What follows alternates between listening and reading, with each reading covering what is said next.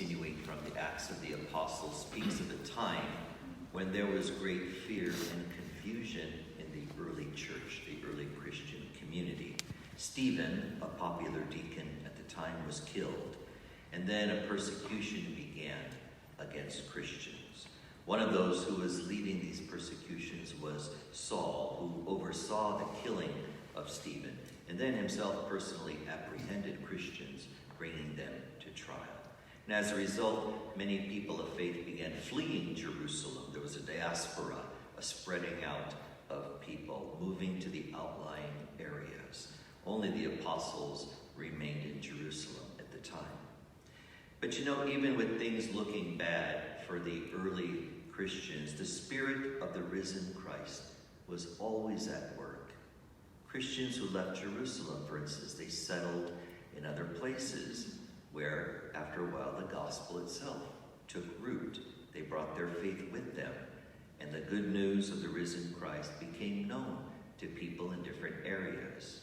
We hear, for instance, about Philip, who was another deacon who was preaching the gospel outside of Jerusalem, healing people in other places, bringing great joy to those areas. And it wasn't long before Christian communities grew up in those outlying areas. The risen Christ was also at work in Saul. We know that eventually Christ would appear to him on the road to Damascus, bringing about his conversion. He would become the great apostle who himself would establish Christian communities in various places throughout the Roman Empire.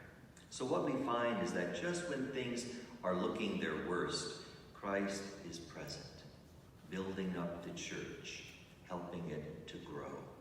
When everyone seems corrupt, it is Christ who raises up men and women of holiness to remind us about the need of repentance and conversion.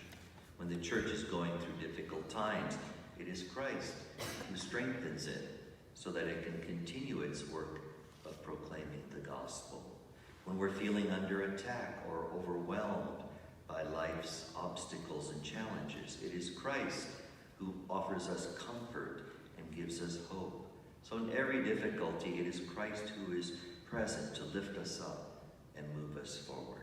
Even in our local community, as we are well aware, the church can count on continued growth and strength as the Lord leads us through challenging times.